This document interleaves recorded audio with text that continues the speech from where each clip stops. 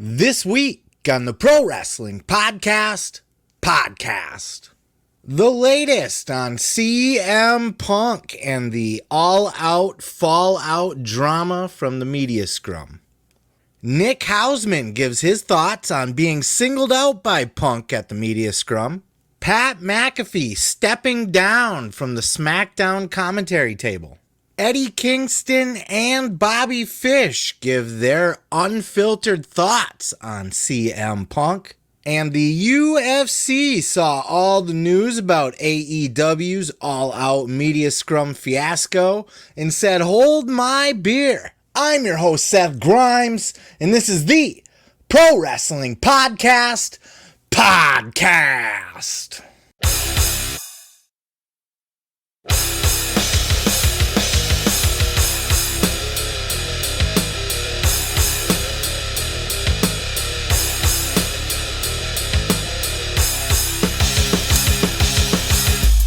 What the fuck is up, everybody? Welcome to another edition of the Pro Wrestling Podcast. I am your boy, Seth Grimes, and kind of a slow news week, huh? Like, not a lot going on, nothing really interesting happening in the world of pro wrestling. I'm going to try my best to just scrape together clips from podcasts and interviews. I had to really scrounge and scour the bottom for the best clips that I could find, because it's been a slow week, not a lot going on. Who am I kidding? What the fuck? What a year this has been, dude. Vince McMahon first, now CM Punk. And if you go back basically just a little over a year, you got CM Punk's return being one of the biggest stories, probably the biggest story of last year. And then just a hair over a year later, we got this media scrum madness, the fight backstage, and we got Vince McMahon retiring. This has been one hell of a year. But this week is crazy. It's been a lot to keep up with. Everybody and their mom has their thoughts and opinions on everything that's going on. I've tried my best to listen to it all, and I have compiled more than enough that I need for this show. We'll probably be going a little bit long today, but I'm not going to try to squeeze everything in. It's just going to be impossible, man. Everybody was talking about this shit this week. But I do feel like I've pulled out some great clips for you guys to share. And before we get into any major clips, I'll just go ahead and dive into my thoughts on the whole CM Punk media scrum fallout, the insanity that happened at the media scrum. Of course, everybody's talking about all the insanity from this past weekend at All Out. CM Punk made a giant ass of himself, and this is coming from the biggest CM Punk mark. I would go as far as to call him a hero, or was a hero, perhaps, I don't know. But I thought very highly of Punk. You know, I thought he stood for something. I thought he represented something, and he showed a very ugly, dark, nasty, vile side of himself this week. Everybody involved is suspended across the board. CM Punk is suspended. Ace Steel suspended. Larry the Dog suspended. Kenny Omega and the Bucks suspended. Michael Nakazawa suspended. Christopher Daniels. Brandon Cutler. All he was doing was holding the goddamn camera for BTE. He got suspended. And Pat Buck got suspended. He was there in the mix as well. A third-party company has been brought in to investigate this. An outside source, an impartial judge, somebody that's not associated with AEW, has been hired to investigate what happened there. And the belief is that everybody's just kind of suspended until more information can come out, because we've heard both sides of the story now. You know, if you listen to the CM Punk side of the thing, you know, the Young Bucks burst through his door, pounded on the door. Punk didn't answer, so they kicked it open.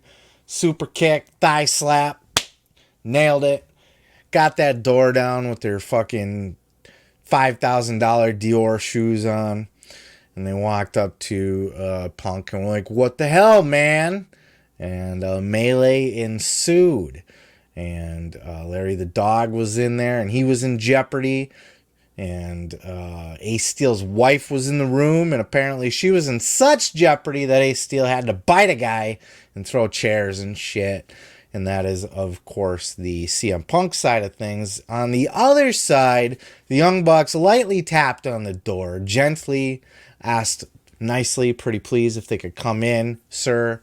And then Kenny Omega saved Larry the Dog. Well, a whole melee was going on, and there was fire and blood and barbed wire everywhere and chains, and people were shooting guns at each other. It was a war zone. And Kenny Omega, the kind-hearted human being that he is, the sweet, innocent soul of a man that is Kenny Omega, took it upon himself to put himself in the line of fire to go and rescue a helpless little dog. And of course, he was viciously attacked by Ace Steel for just being in the room. And of course, these are the two sides of things. Obviously, the truth is probably somewhere in the middle, I would imagine.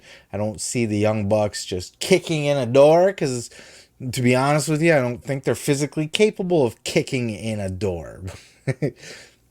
Meh, I don't know. But that's just my thoughts on it. You know what I mean? Maybe they did. Maybe Punk's side is right. This whole thing is just ugly as shit. It is a bad look for the entire company.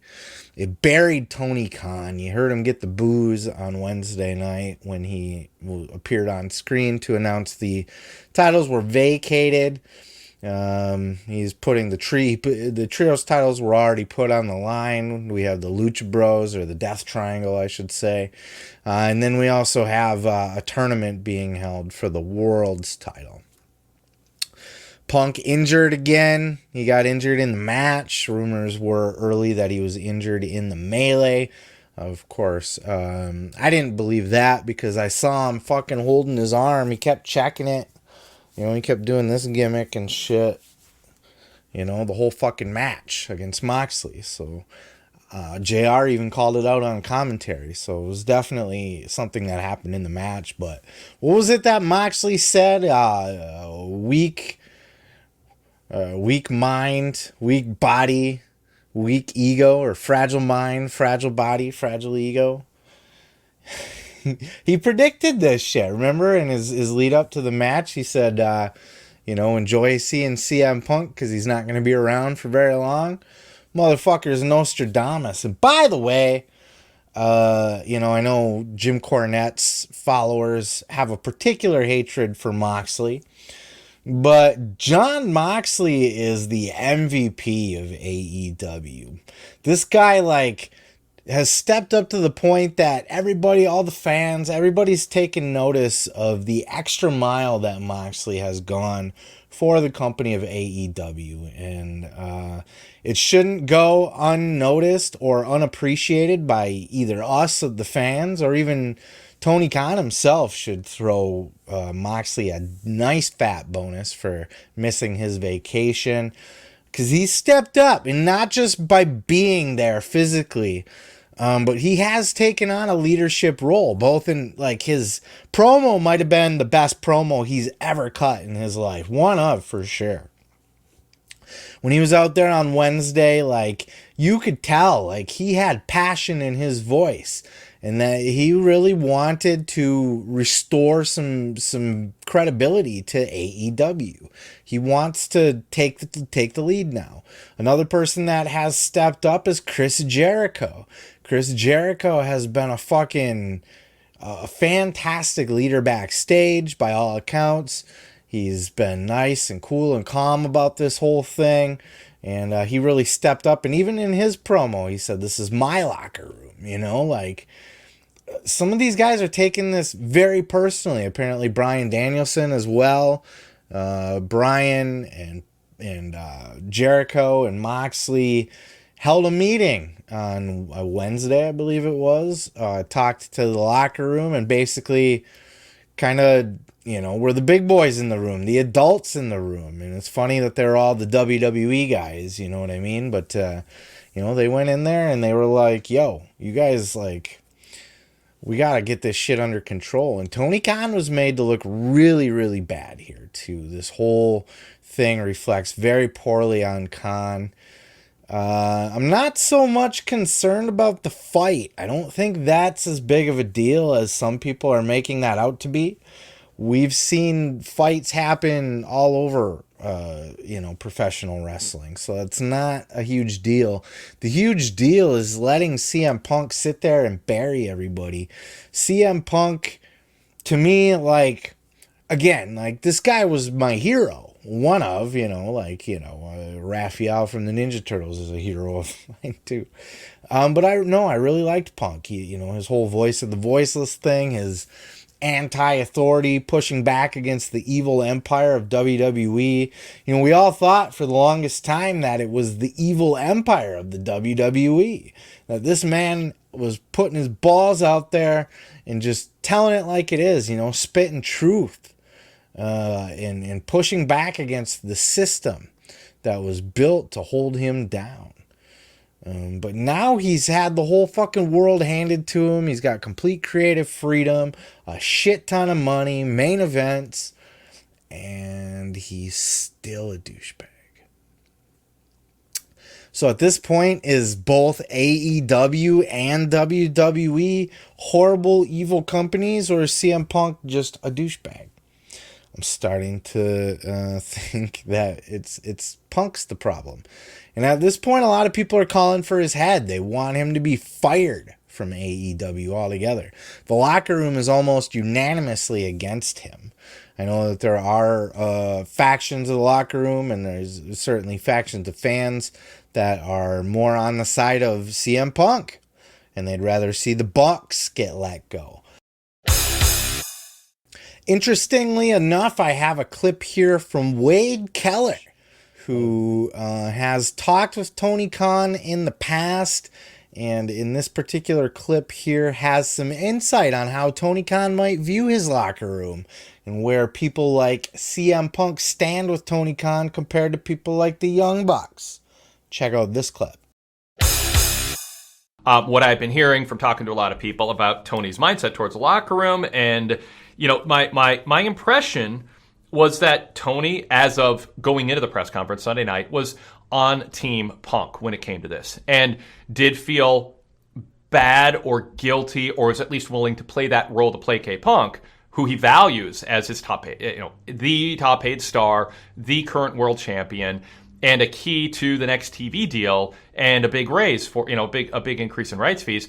Punk is as important as anyone, more important than probably anybody, objectively, but certainly in Tony's eyes, I think he felt that way. I also have gotten the impression, not just Sunday night, but over the last couple of years, increasingly, I think the word disenchanted with the Bucks isn't quite the right phrase, but some people have used that with me, but just not married to the notion that I need them to run this company, or that they're essential to the numbers he's drawing at the gate, on TV, on pay-per-view. And Tony is very numbers-oriented. That's pretty interesting that Tony Khan might see more, I guess, financially, there's more value in CM Punk right now than there is the Young Bucks. But that's just one thing, right? Like, so CM Punk might be a bigger minute-to-minute draw. Fine. CM Punk might be a bigger pay-per-view draw than the Young Bucks and Kenny Omega. Fine. And Hangman, all those guys. That's fine. That's one thing, though. You also got to look at the longevity. Punk's fragile as fuck. Look at him. He's injured again. The guy can't even get through a match now without getting hurt. And that's, maybe not fair to say because it's happened to other people. And, he did have a nice long, he basically went the whole first year. He had a lot of matches in that year with a lot of guys, and he went through it without getting hurt. But now he seems fairly fragile. And so that's one thing, his age and his ability to stay healthy compared to the Young Bucks and Kenny Omega. Now, Kenny Omega was just out on the shelf as well. But Kenny and the Bucks are significantly younger than Punk, which means they have significantly more years ahead of them. So you have all that more time that you can play with those action figures than you can this old beat up, worn out one. Another thing to look at is just your locker room morale. So what if CM Punk's the biggest draw of all time ever? I don't care if you get, how much money the dude makes for the company. What's that worth when every single other person in the locker room is now unhappy and will probably jump at the chance to go over to WWE when they get the chance because they don't want to be around a toxic locker room or be around CM Punk more specifically. So even though Tony Khan may see more financial value in the current or may see that Punk just does better numbers than everybody else, that's not the be-all, end-all. And quite honestly, I've been struggling with this because I am such a fan of CM Punk, right? Because I am such a CM Punk mark. I've kind of been, struggling with the thought of what if Punk did leave? What if he was either fired, let go, or if he decided to quit? What does that mean? How does that look? How does that reflect on everything? Does it make AEW look worse? Or is it better to just kind of cut your losses and move forward? Invest that money into some of the guys that are actually showing loyalty to you currently in building your other stars. You already have an overbloated roster, right? So do you even need a CM Punk? He's one of the biggest stars in the world, but at this point, and maybe after he comes back from his injury 6-8 months from now, if he's still with the company, maybe some of this will have cooled off and maybe he'll be in a position where he could come back. If he does, he's got to be a heel because you can't bring him back and expect anybody to cheer for him. It's just not going to happen. He's a fucking heel now at this point. But what if you do just let him go? What happened? It's not that big of a loss at this point, is it? I think Punk is damaged goods. I don't know that he's going to be able to come. I think his star power is significantly diminished because the facade of this guy that I was so fond of, such a fan of, and that so many other people were.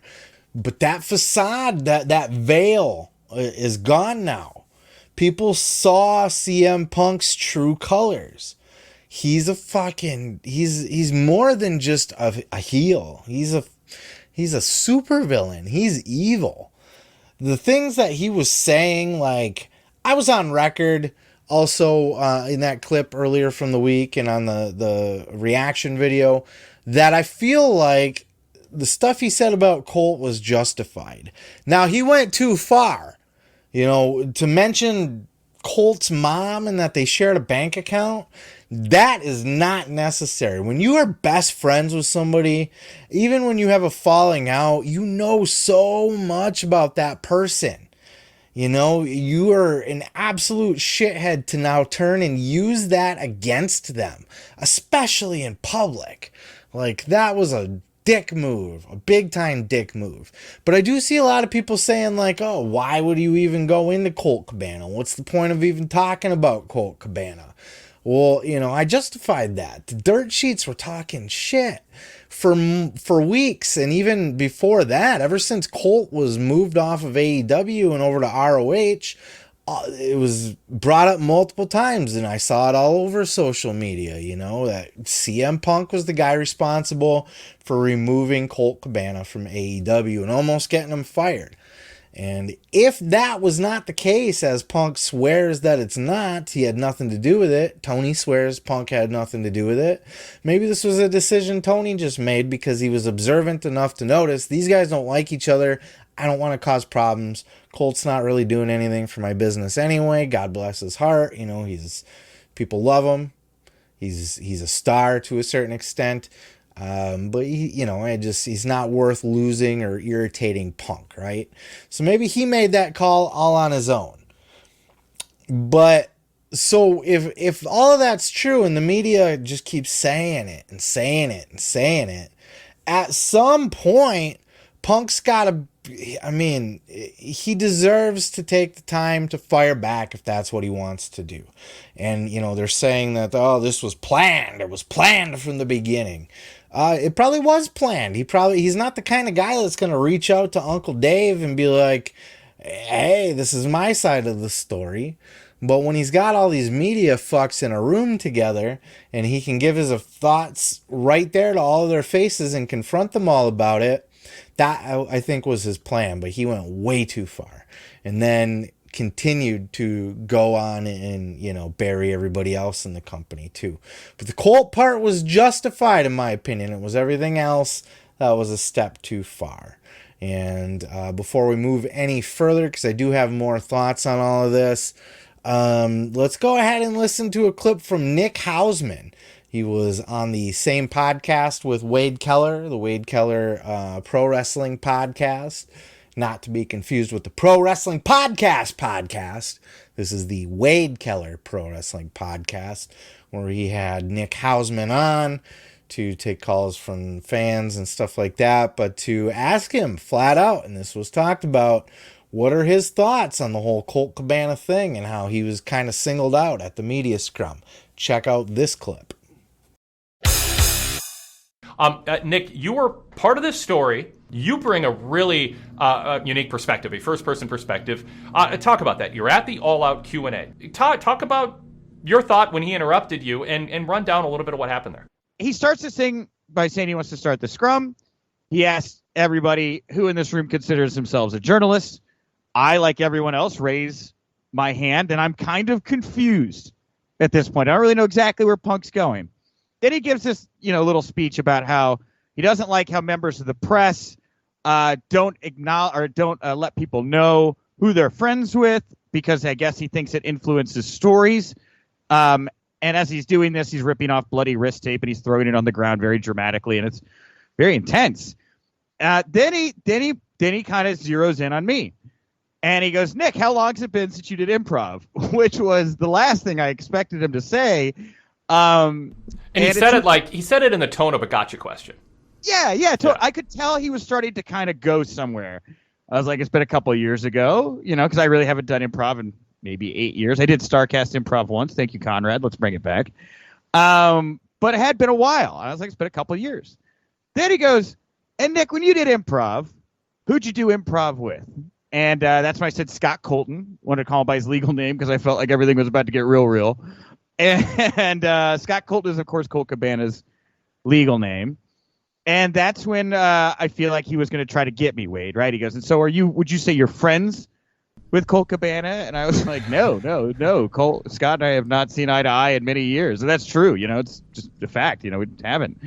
And that's when Punk, and I don't want to curse on your blog talk, but he said, F, you blew my spot. Mm-hmm. And I think he at that point, like, I was kind of having this surreal moment because I didn't know where Punk was going. We all saw where he went. But for me personally, it was just like, wow, my improv career just became the centerpiece of whatever is going on here in this scrum right now. You blew my spot, Nick. Of course he did, because he's not friends with Colt. And that's Punk was hoping that he was friends with Colt so that he could say that the whole media thing was biased. It's good to hear that Nick's not not traumatized by that whole thing, because if I was anybody in the media, dude, and they were too, there was one guy that said, look, I've interviewed, political leaders or whatever, and I've never been more nervous to ask a question than I am right now. Or the poor kids in the crowd. There was AJ Awesome was there, and Izzy, and CM Punk's just fucking going off. F-bombs everywhere. Not that those kids never heard the F word, but like, they were probably traumatized by that shit. Punk was like, Izzy, I'm sorry. I like you. I'm sorry if I'm being scary right now. But yeah, he was, man. He was nasty. But the Colt Cabana thing, perfectly justified in my opinion, other than going a step too far, getting into the personal. But fuck, man, Punk deserves a platform to to rebut, right? If the internet's going on for months now saying that Punk got Colt fired or almost got him fired or got him moved to ROH, and that's not the case, Punk deserves an outlet to give his 2 cents on that whole thing and to rebut it and call you guys all a bunch of fucks who don't know what you're talking about. It's not true. You need to check your sources better. Blah, blah, blah, blah, blah. All of that was justified. He crossed the line when he got to the mom. And then certainly when he started crossing over into burying AEW and shutting down Tony Khan, Tony Khan tried to speak up and be like, I should have addressed this with Nick, because Nick asked Tony Khan about Colt Cabana before too. And Tony Khan just kind of, I believe he no commented on it, so that it just continued to fester and more questions continued and theories and speculation floating around out there that led to Punk being even more pissed off. And, he crossed the line when he did that to Tony Khan, because he completely emasculated Tony Khan. He completely took his balls away. A lot of people making fun of Tony Khan, and I guess rightfully so. I mean, I feel bad for the guy, because what were you to do in that situation? So you're going to stand up and flex and be like, stop it, Punk. That's enough. You need to cut it out. He's not going to do that. Punk's going to fucking bitch slap him or chew his ass and call him a mark or something. You know what I mean? Like, Punk was on one right there. There was no stopping that guy other than to just get up, go to the sound guy and tell him to cut the mic and, shut the lights off, media over. But Punk would have continued to scream and yell and make a big scene. He would have gotten more angry than he was. You almost had to kind of let him get it out of his system and just hope he didn't go too far. But he did. He went way too far. Plus, Tony Khan nodding. I think it was like more of just a nervous thing, but that made him look really bad because he was seemingly agreeing with Punk on everything, which is not a good look, especially for the EVPs. Rumor is that they even threatened to leave at one point. It's just all a big mess, and I think overall it may be worth just getting rid of Punk. I hate to say it, and like, where does he go? What does he do? What does that do to his image, his reputation, his ability to do the other things that he was doing before he went back to wrestling, like writing comics, being in movies? I saw some weird, like, cheesy horror movie he was on Netflix where there was like this creepy haunted house or something, and Punk was like a killer, I think, or something. The house made him kill somebody. I don't remember exactly, but there was something like that with CM Punk on Netflix. And then, of course, he was in the show Heels, and I believe he has already filmed his part for season 2 of Heels, so he'll be a bigger part of that. And how's that going to affect? Are they going to want to continue to work with a guy like Punk? Maybe all this will blow over. Who knows? But it certainly remains to be seen how all this will play out. I think a lot of that's going to have to do with what happens with that the third-party investigation of the whole situation and what their findings are.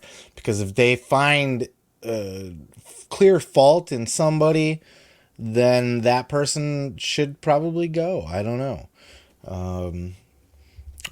Of course, the fighting part of it, not so much a big deal to me. I'll touch on that a little bit later because there's more to get into with the fight. But yeah, overall, it's just a fucked up situation and a giant black mark on AEW and really on professional wrestling. Like, this was bad. It was really bad. Punk was ugly. This wasn't just a rant. This was vile. This was venom. This wasn't just a pipe bomb. This was a nuclear bomb. This wiped out everything in its path, and this might not be something that they can come back from. Of course, the media weren't the only ones giving their thoughts on CM Punk this week. The wrestlers got into the action themselves. In particular, both Eddie Kingston and Bobby Fish had a lot to say about CM Punk this week. Starting with Eddie Kingston was on the Busted Open podcast this week. Busted Open Radio, if you're a Sirius satellite listener.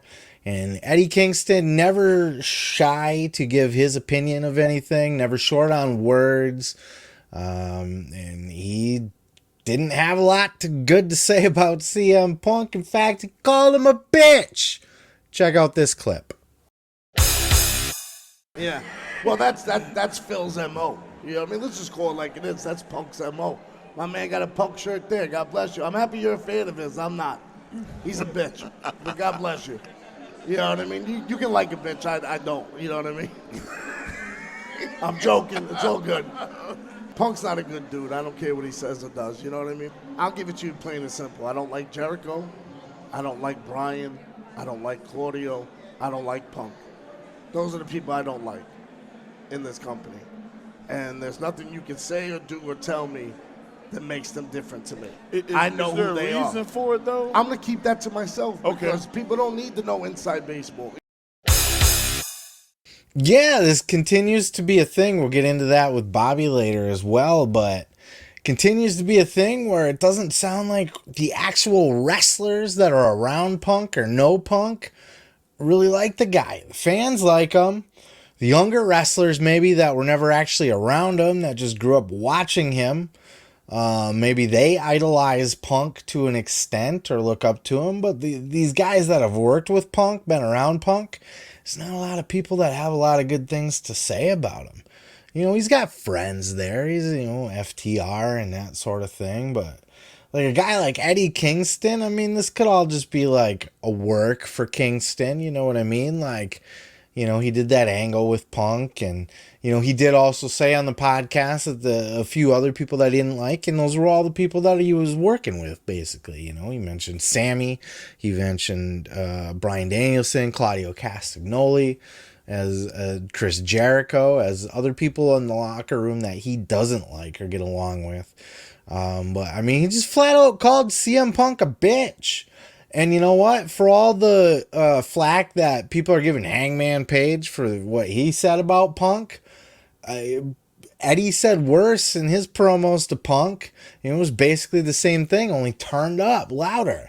Hangman was a little bit light on Punk with it. Eddie was heavy-handed. Evie was heavy-handed. Yeah, and it's funny to hear it, like, you know, it's funny when you hear people come out and are like, yeah, CM Punk's a bitch.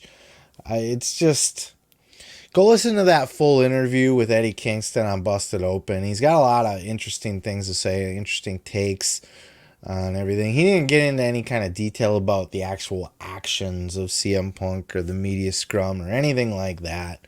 But to just kind of put it like that he, you know, he doesn't like Punk.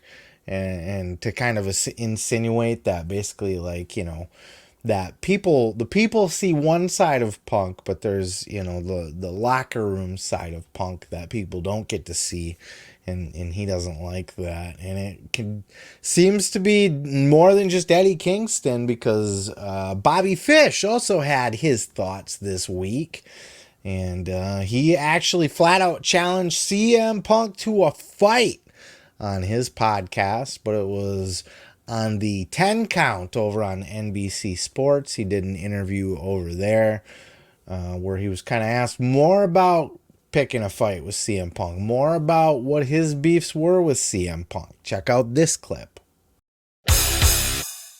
Were you like challenging CM Punk to a fight? I would call it more of an invitation than a challenge, because there is no challenge. Like, as a martial artist, you're asking me to go out and put over your bunk ass martial arts, which it's insulting to the audience. It's insulting to me, you know, and at the same time, I'm working for AEW. They're the ones paying my check. You asked me to go out and put my shoulders down for Phil Brooks. I go out and I do it. Interestingly enough, there was a little bit of whatever in the match that he and I had. And then, you know, Phil was really, I don't know what kind of language I can use here. You can use any language you want. His language. Okay. So Phil after the match was a cunt. And, frankly, as a martial artist, I went out and I laid my shoulders down for you. Like, you should be grateful that I did, because on national TV, if I decided that I wanted to fucking haku your ass, I could have. So we got Eddie Kingston calling CM Punk a bitch, and now we got Bobby Fish calling CM Punk a cunt. Lots of love to go around for CM Punk, I'm telling you. This was interesting. I kind of cringed a little bit at Bobby Fish when I heard that he was trying to pick a fight with CM Punk. It sounded like a kind of a desperate grab at relevancy to kind of, keep his name in the mix now that he's been released from AEW. And I, in general, don't really like those kind of, I'm a big tough guy. I don't like those kind of people where, like, the way that they want to solve it is to just, well, hey, you're an asshole to the locker room, so why don't you come fight me? Come fight me. Booker T's done that as well. Eric Bischoff likes to do that at times, and it's like, are you a big tough guy at your age? Bobby Fish in his high 40s, right? Like, mid 40s maybe, I don't know. Like, yeah, just a big tough guy, gonna just call people out and try to fight them for relevancy. But there's more to it than that, and that was shown in this NBC interview that he did here, because he said, apparently Punk was a cunt to him backstage after their match. They had a match. Something happened in the match that Bobby Fish says was Punk's fault to begin with, but something must have happened in the match. I actually like to kind of go back and watch that and see if I can watch for a moment where Punk started to get pissy or something, but for him to go backstage and just be mean to Bobby Fish about whatever happened in the match, like, shit happens in wrestling matches. They're not all perfect. They're not all smooth. People get hurt. People fuck up. And you know what? It's wrestling. It's not a big deal. You guys are out there just putting on a show. And CM Punk's gonna fucking just be and Bobby didn't go into detail, so I can't really say for sure exactly how Punk handled the situation, but to say that Punk was pissy backstage, he was a cunt to Bobby after the match about a situation, like, why? What's the point of that? Why do you need to go backstage and start bitching about a match that you just, like, it's that ego that Punk carries around. He thinks he's the greatest fucking thing, the best thing, the smartest thing. He's a godsend to AEW. He's the savior to make everybody there rich. And if everybody just has to walk on eggshells around CM Punk because he's the big money guy for the company and he's going to be their hero that takes them to the promised land, all you got to do is shut the fuck up, listen to him, don't rub him the wrong way, don't talk back, don't fuck up in the ring, don't piss him off, don't look at him wrong. Come on, man. Shit happens in the ring, and that's disappointing to hear. But it was funny to hear Bobby Fish have that to say. Bobby Fish, by the way, got rid of the mustache. He ain't got the thing no more. And he's gray. He's gray. Apparently, he's been dyeing his hair the whole time. Could have fooled me. I don't pick up on that kind of stuff. Toupees, hair dye, like, I can't spot that shit. Women are much better at spotting that kind of stuff. But Bobby Fish just straight gray now and no twirly mustache that he had. Worth going out of your way to listen to his interview that he did on NBC Sports. It is on YouTube. I do have it linked below in the description, so you can watch that whole interview if you like. There's a lot of good stuff there from Bobby Fish, and it's just, more people talking about CM Punk, and I have a feeling that there's going to be more stories like this to come. More people are going to start to talk about the real CM Punk now that it's safe to. Now that everybody's got a bad taste in their mouth about him. Now that he's not the savior that everybody thought he would be for AEW. A lot of people are going to start to speak up about this. And I'm sure there's a lot more to be had about it. A giant fight broke out backstage of a press conference, made the news headlines all over this week. And if you thought I was talking about AEW All Out, you are mistaken. Now, I won't fault you for thinking that that's what I was talking about, but I'm talking about the other backstage fight that happened this week during a press conference. And this one happened with UFC this week. They have a big pay-per-view coming up. UFC 2 something or other, 270 some shits. I don't fucking know. But they had a big press conference going on this week, and all hell broke loose backstage. Wouldn't you know it? I'll be damned.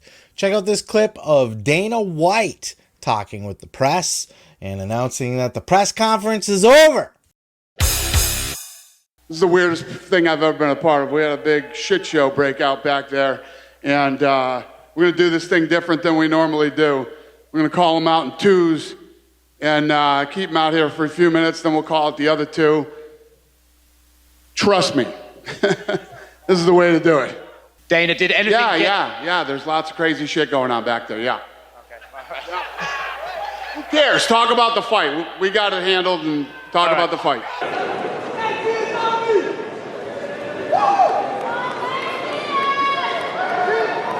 Yeah, I think it happened. I apologize, everybody. I am in very weird waters here. This has never happened in the history of this company. So, trust me when I tell you this is the right decision not to do this press conference right now. And I hear you. But for everybody's safety, this is the right decision. So this is why I said earlier in the show on the CM Punk clip that the fight backstage wasn't really a big deal for me. In the history of pro wrestling, there have been fights backstage. A lot of them. This is not new to AEW, and it has nothing to do with Tony Khan running a sloppy shop and he can't keep his locker room together and blah, blah, blah, blah, blah, blah, blah. This happened many times in the history of pro wrestling, and it's happened in the history of UFC. It happened in the same fucking week. You know, and everybody's talking about, AEW is going to get kicked off of fucking Warner Media, which is a whole nother tirade I could go on, but I'm not going to here. It's a really stupid take because, you know, I don't think people care all that much, to be honest with you. It's just not that big of a deal. Fights happen backstage. Look, this is, even though wrestling's scripted, it is a combat sport. These are tough guys with big egos. And they're bound to rub each other the wrong way.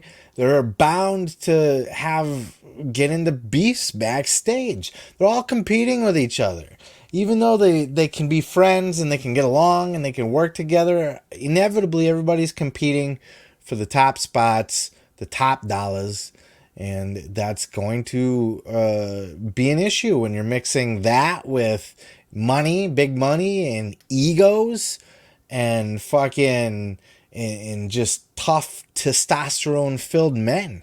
I mean, look, it happened with Shawn Michaels and Bret Hart famously. You know, nobody was screaming that this was, you know, Vince McMahon doesn't know how to run he can't run a tight ship anymore, you know. He doesn't know how to control his talent. Look, he can't just hover over everybody constantly. If people have a beef with each other, they're going to find a way to settle it with each other when they see each other. Regardless if the boss ain't going to be able to do shit about it, even if they're sitting right there. Apparently this AEW fight happened in front of AEW's number 2 person, Mega. The chick that's like their head legal person. She sat and watched the whole thing. Nobody gave a shit. And, it just happened, it's happened in WCW. Chris Jericho got into it with Goldberg. It happened in WWE again. Batista and Booker T got in a fight. And I'm leaving plenty of them out. I'm sure there's other backstage fights that have happened. Vader, Paul Orndorff. Like, shit happens Arn Anderson and Sid Vicious got involved in a stabbing incident.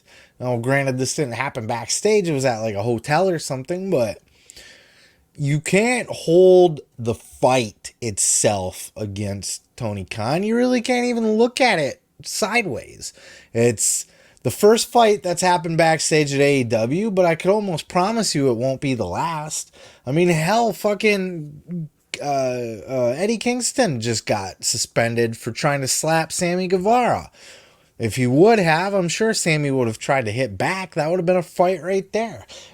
Big, tough, testosterone-filled egomaniacs all competing for the top dollar. It's bound to happen. And it happened here in the UFC, and this is just an example. So really with AEW, the bigger problem is everything that CM Punk said and how hard he buried the entire company, basically. That didn't happen at UFC. But for everybody out there that's criticizing Tony Khan about the fight backstage and everything's out of control and he doesn't have control of his locker room and stuff, there was nothing he was going to do about that. And, you know, these things are they're just going to happen. And Dana White, I thought, handled it perfect. Now, he didn't have one of those guys out there on them. I don't know how Dana would have handled the ranting on the microphone like that. You know what I mean?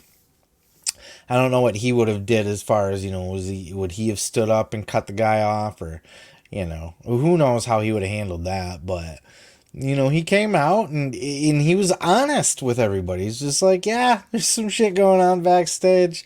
The crowd booed him for trying to shut down the press conference. He's like, hey, trust me, you don't want this this can't happen, because those guys were like the main event, right? It was the Diaz camp versus whoever the fuck the other guy is.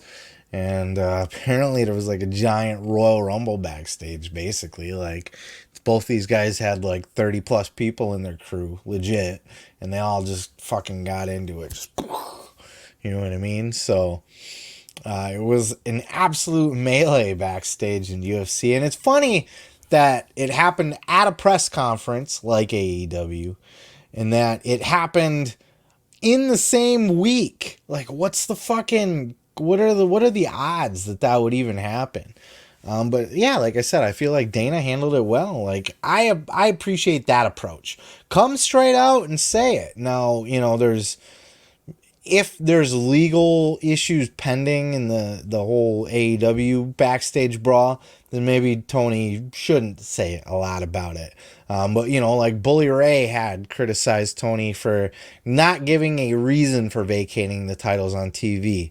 Like, fuck, which is another kind of a stupid take, because who on earth is watching AEW that doesn't know that happened? You know what I mean? Like, throw CM Punk's name in the Google machine for 2 seconds and you're going to see a bajillion articles about it. There's no way that slipped under somebody's radar. You know what I mean?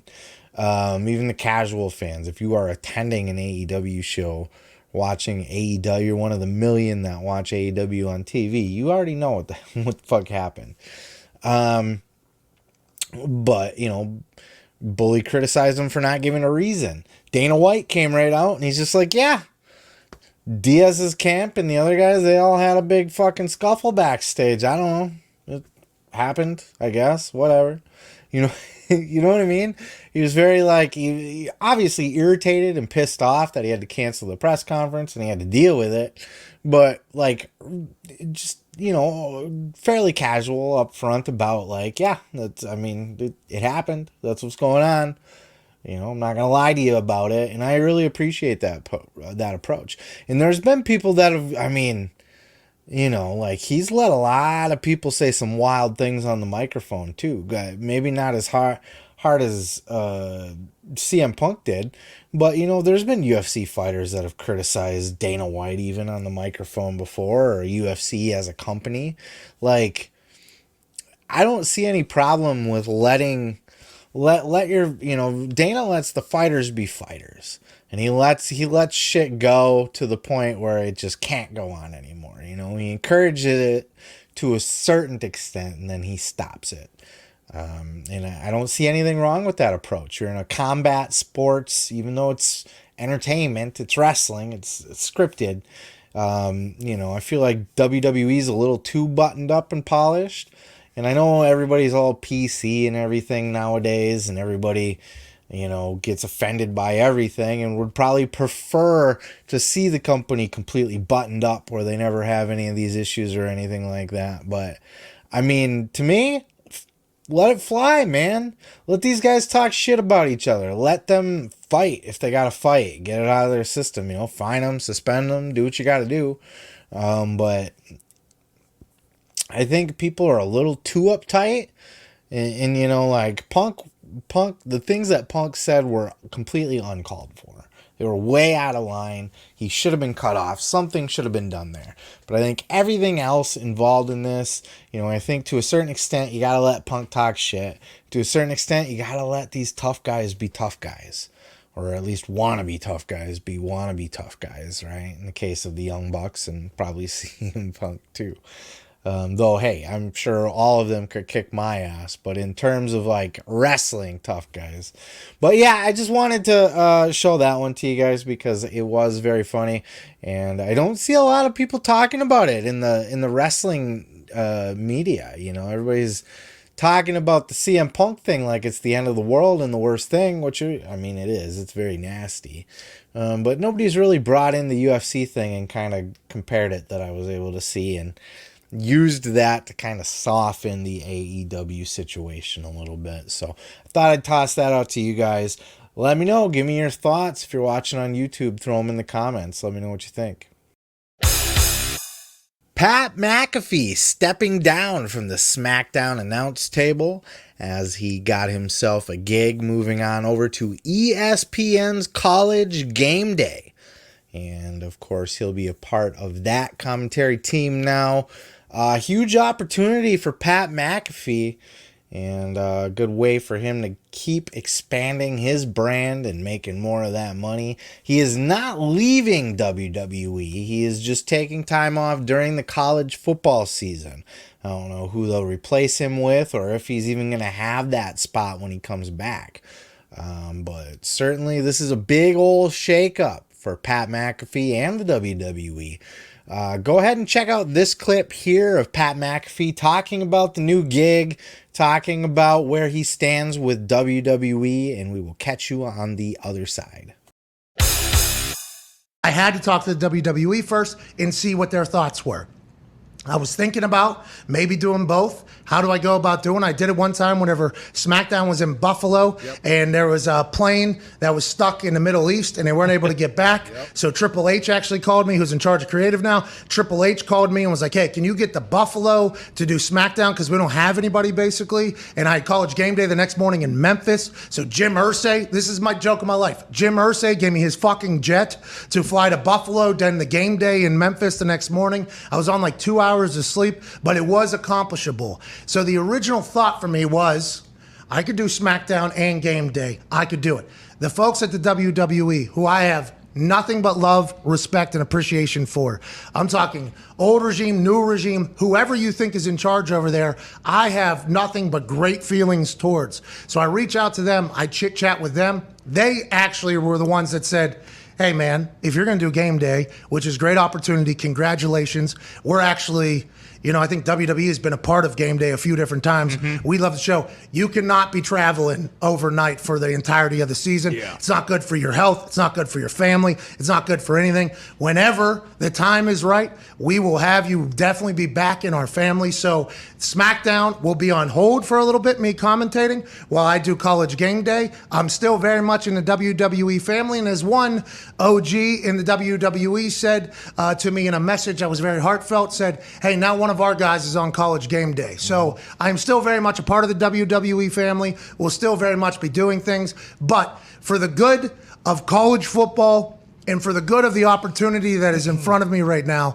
I'll be focusing on College Game Days on Saturdays, this show Monday through Fridays. Then Sunday I'll be attempting to watch all NFL games. And then this will be the greatest football season of all time. I'm very grateful. I'm very thankful. It only happens because of all you motherfuckers that watch and follow along. I'm very, very thankful. And to all the boys, all your hard work, anything that I get to do is literally a reflection of fucking everything that you guys have accomplished. So I appreciate everybody. It's a huge day. Got a haircut for TV. Hell yeah. I'm not going to sit here and pretend that I know anything about sports ball or college sports ball or anything like that. But I do know that this is a huge opportunity for Pat McAfee. ESPN's no joke. Not only are they the biggest sports network, but they're owned by Disney. This is fucking a deal with Disney, essentially. This is a huge opportunity for McAfee, not only to just keep building his brand, but make a shit ton of money. But also WWE, this is a good opportunity for them too. They're keeping Pat around, and Pat's staying with WWE. I don't know if this how this works with his contract as far as like an injury, for example. You know, if you're off the road for 3 months, 6 months, that gets tacked onto the back of your contract. You know, you have to, if you're contracted for 3 years, you have to be working for 3 years. You can't get hurt for a year and sit home on the couch and eat Cheetos and then just fucking, you know, only 2 years left. You know what I mean? No, you got to make up that time. You signed up to give them that time on air to be productive with that time. So Pat McAfee, I wonder if it'll work the same way. Obviously, I think he's dealing with Triple H, I believe, instead of like Nick or Steph. But, I think Triple H gets it. Not only just the opportunity for Pat, but the value of Pat McAfee for WWE. To not, let him go, or, to figure out a way to keep Pat employed with WWE. Because one, this is a huge, just to, if Pat can in any way, shape, or form be able to associate himself with the WWE on that platform, in any way, shape, or form, just mention it, or even just be recognized as a WWE guy. It's good for WWE's branding to be seen on the College Game Day. Anytime that they can get that kind of mainstream exposure, especially to people that might possibly watch your show, people that are into sports, might be into combat sports, might be into wrestling, might have used to like wrestling. I don't know. They might like that Pat McAfee guy, might want to watch him on SmackDown. So that's a great opportunity for WWE to get the exposure. But even bigger, Pat McAfee is just a fantastic talent. Fantastic talent to have on hand for WWE. Both for just to have at the commentary table, because he's so goddamn good. People are saying he's the best heel commentator. I don't even know that you would call him a heel commentator. I guess to a certain extent he's heelish, more heelish than, say like a fucking Michael Cole. But he's such a personality. People are comparing him to Jesse the Body Ventura.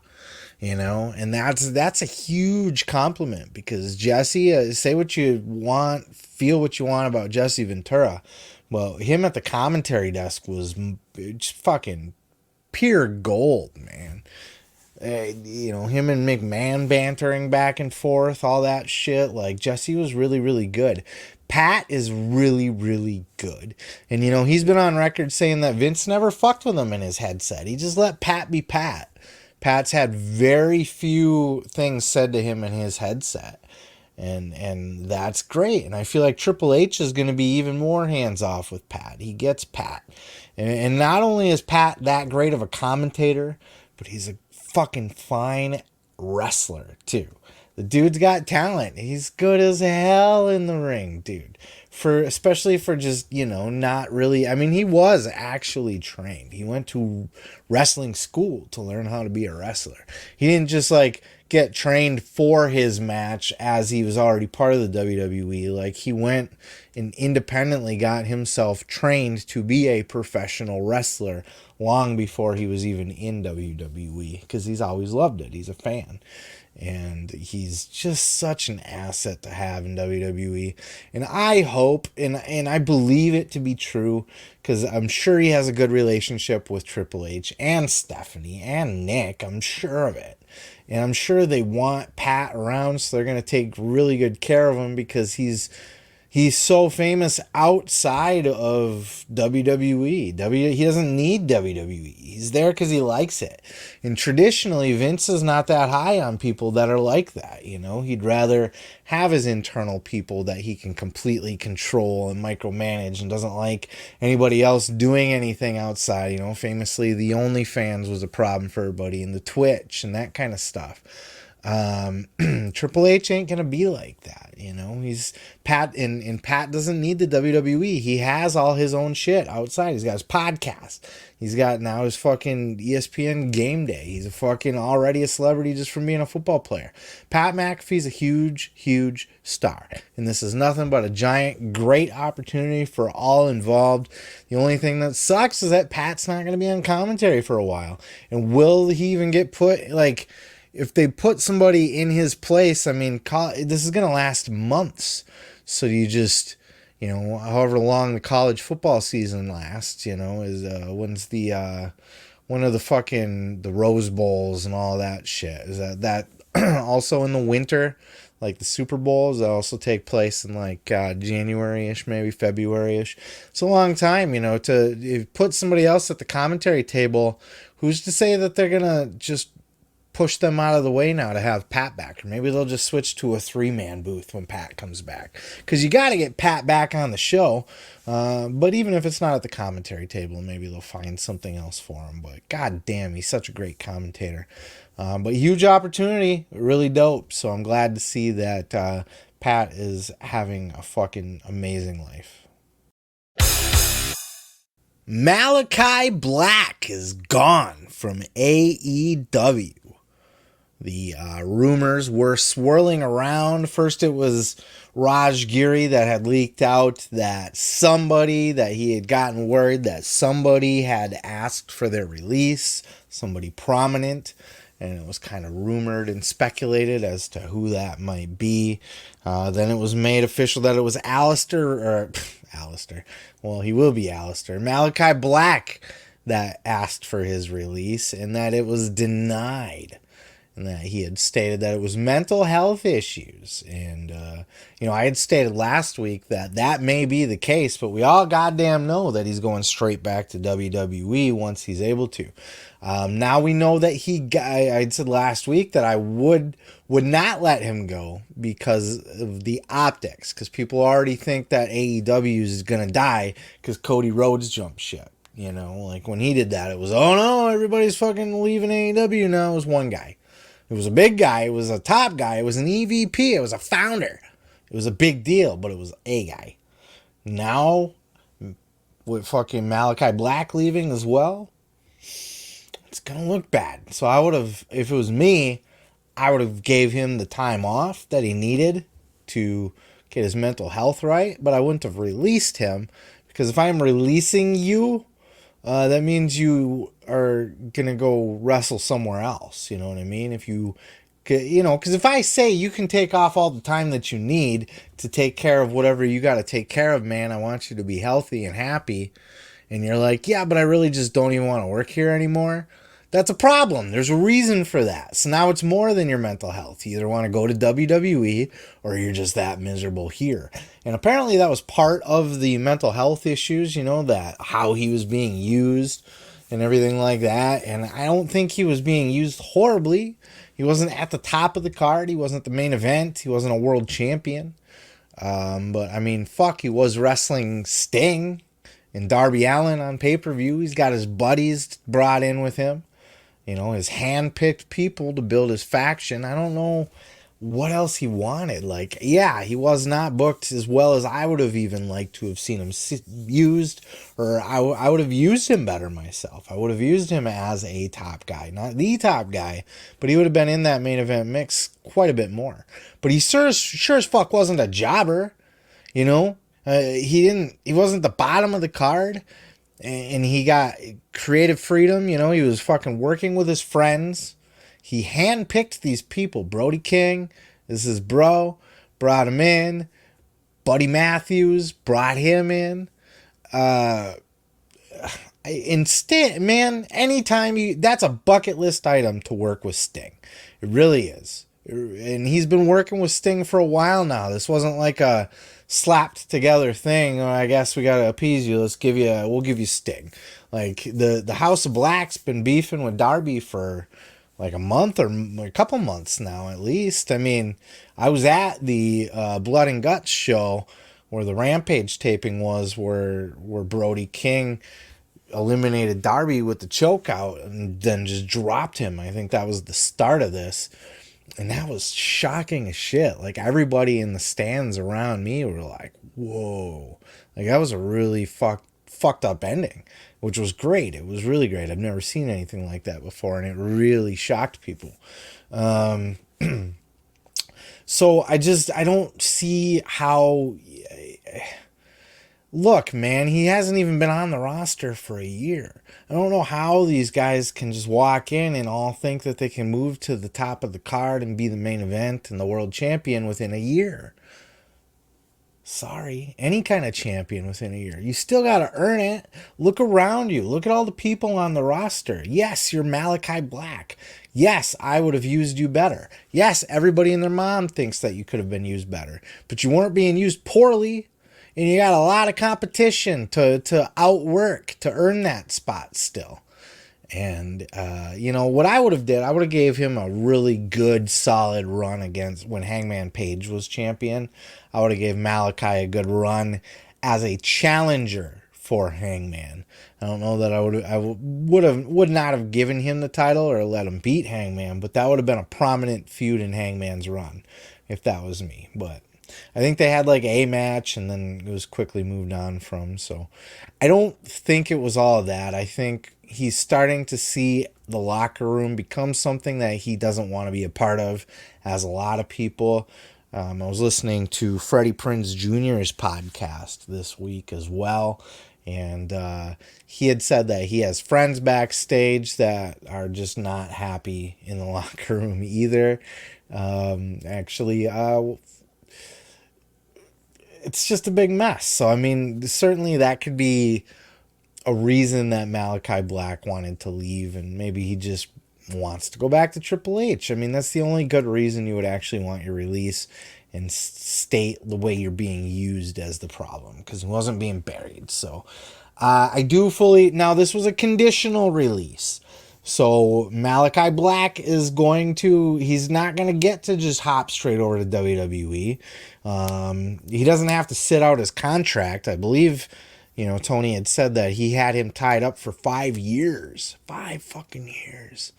Could you imagine if he's dying to get out already and he's got like 4 years to go, 5 years to go? But he does have to sit out a year. He can't work for anybody for a year, so he really does have to take that time to work on his mental health.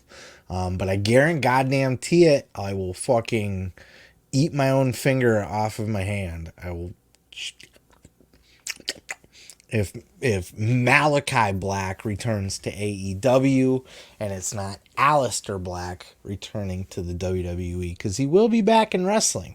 And he's going to the WWE. Papa H is in charge now. That was his man. He loved his run in NXT. He was happy with his creative in NXT. He was happy to work in NXT. So now he's going to get to work for Triple H again, and all is going to be well. But we're going to have to wait a year to see it. And hopefully AEW gets their shit together by then, to the point where maybe he will think twice about going to the WWE. That's it. That's all I got for you guys today. There was lots of other stuff that I could have gone to that I did have loaded up in my queue. But this was already a jam-packed show. And look, man, I'm not going to, restrict myself to keeping any kind of segment at a certain time frame or whatever. I'm just going to rant till I can't rant no more. And that's what I did here today. And lots to cover with the CM Punk thing and all of that. It was a crazy week. It was a big, big week. I appreciate you guys hanging out with me and watching me. My YouTube channel continues to grow. I'm still just working my way up to that initial 1,000 subscribers. Still low level as fuck. But I'm starting to see more and more videos creep up into the higher numbers. And I very much appreciate that. That's both on the Pro Wrestling Podcast and on my reactions. If you are into reaction videos at all, please just go give a sample of my reaction videos on my reaction playlist. Any of my pro wrestling related ones, because I always find a way to sneak wrestling into something, right? I love it. So I do any of my reactions that are wrestling related are also right here in the Pro Wrestling Podcast playlist. If you're watching on YouTube, if you're listening to the podcast, go hop on over to my YouTube, subscribe to it. It's a nice place to hang out. But yeah, check out my reactions, sample it, dabble in it. I do all well-rounded pop culture reactions. It's not just one topic to where it's like not your thing. I mean, I do everything from fucking, music videos to movie trailers to I got one that I don't think is up yet. It might be by the time you hear this, but I got one. I reacted to a fucking raccoon eating Cheetos. So lots of fun stuff, a good mix of fun stuff in there, and some wrestling ones as well. Got a book out, The Gathering, Bold Journey into the Belly of the Juggalo Underworld. Links in the description below. NFTs, pro wrestling inspired, championship belts. Links in the description below. I'm moving quick because this has gone long. Don't want to bore you to tears. Please like, follow, and subscribe at Seth Grimes Media. That's going to be on TikTok, Facebook, Twitter. Holler at your boy over there or in the comments on YouTube, or just any way you can. Fucking send a pigeon with a note tied around its ankle to me, and I'd love to hear from you. Thank you for checking out the show, hanging out with me to the end. Peace, love, and pizza. I'm your boy, Seth Grimes, and this has been the Pro Wrestling Podcast.